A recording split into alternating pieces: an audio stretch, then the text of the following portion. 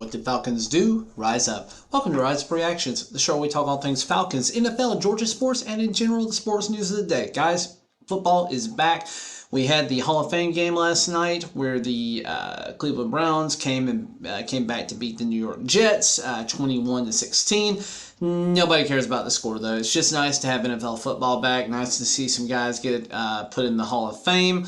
But anyways, we are back officially. The season has begun. And again, my goal for this year is to get 500 subscribers by the end of this 2023 season. If you've not done so already, please consider hitting that subscribe button. It really helps the channel grow and helps me reach more people. But anyways, moving on, just wanted to do a quick update. We've had a little over a week of training camp now from the Falcons, and there's been some news, some notes, some different things that have happened that people are probably curious about.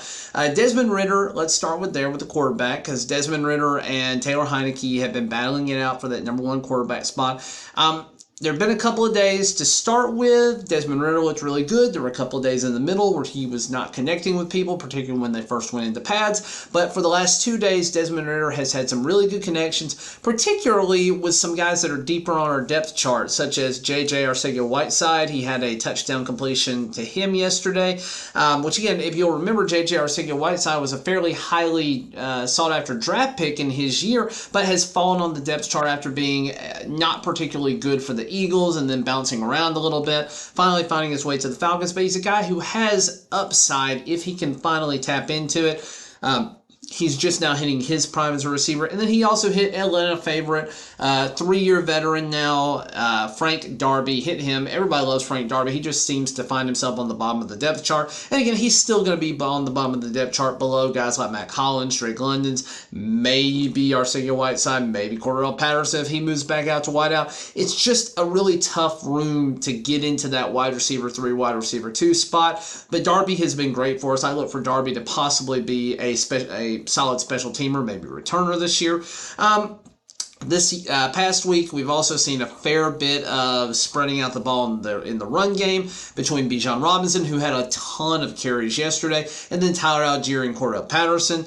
And then we've also seen a little bit of a surge from undrafted free agent Carlos Washington. So I'm kind of looking forward to seeing what he has to offer. He's been explosive when he has been on the field. And again, I hated losing Caleb Huntley. I did not like the way that went down, but he did find himself on the PUP list and subsequently was kicked off the team the next day. In addition, we also no longer have Felipe Franks on the roster. He had an injury and has been cut due to injury yesterday. And then we also have Ethan, I think his name is Greenridge. He was one of our kind of way down deep on the depth chart.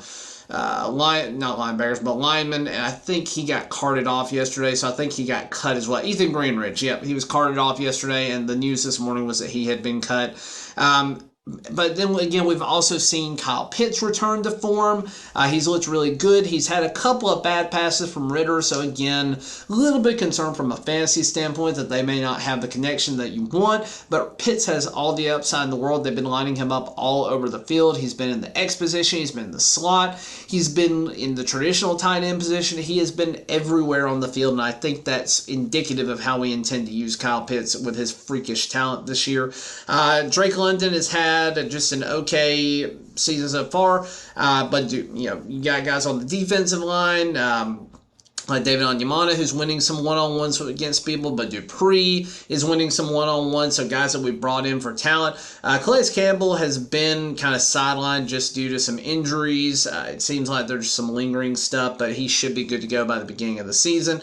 And in general, we are looking like a solid team overall. Haven't seen some of our guys out there out there yet, but again, we are 1 week away now from the Falcons opener against, I believe we played the Miami Dolphins in Miami to open. So again, don't expect to see a ton of starters. You might see our first string out there for the first series of both offense and defense. But be expecting to see guys that we're trying to evaluate. See a ton of Carlos Washington out there. See a ton of any of the undrafted free agent rookie running backs and wide receivers. We're really trying to figure out who those 4th and 5th guys in a lot of different positions are going to be. We're trying to figure out who those linemen are going to be. We did lose Matt Hennessy to an injury.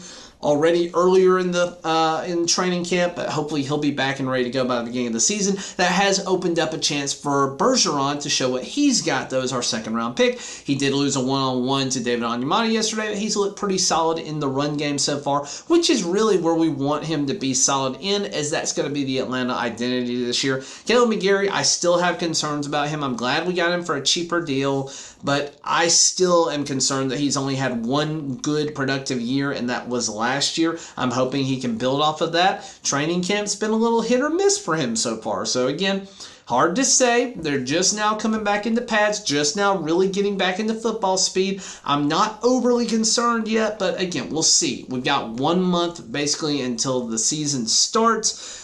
This is going to be, August is basically fantasy football month, draft everybody. And again, there's going to be a lot of news. There's going to be injuries. There's going to be things that happen. So you need to keep your head to the ground here to try and see what's coming up and see who is going to be out for the season.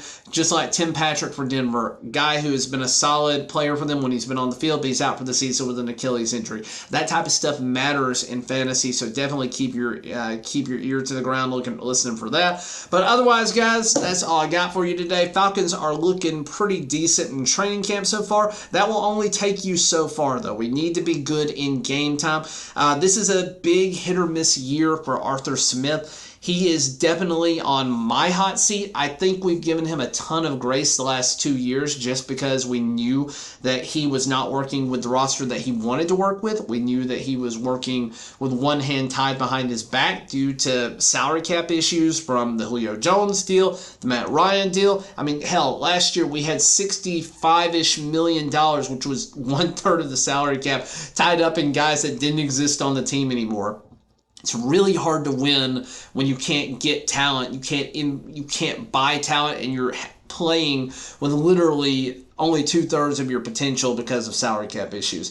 So again, we've used a ton of salary cap this year to build up the team, particularly in the defense. I am very excited to see what this defense has to offer. If you guys have not, I think Bootleg Fantasy or Bootleg Sports, whatever Brett Coleman's channel is, they've been doing some deep dives. The Falcons were on there, I think, a week ago, and they seem pretty hopeful for us. They didn't seem as hopeful as I am. I think they capped our wins out at like 9 wins. I think we could be a 10 or 11 win team if things really go our way and we start clicking.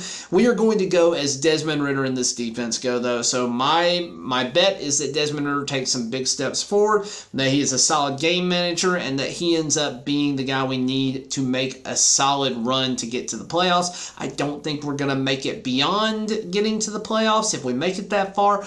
But again, Arthur Smith on the hot seat. If he does not succeed this year, where he's had 7 and 10 seasons the last 2 years with what I would argue are crappier teams, it's do or die time for Arthur Smith. And if he doesn't get it this year, I think it's time to move on to somebody that will ultimately work out.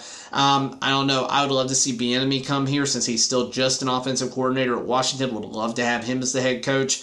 We'll just see. It looks like he's somebody that might be on the rise. There's a few guys that are defensively minded that might be on the rise. But again, that's just my thoughts. We'll see what happens with the season, but we are officially back in the 2023 NFL season with games starting yesterday. Thank you for watching, liking, sharing, subscribing, and as always, rise up.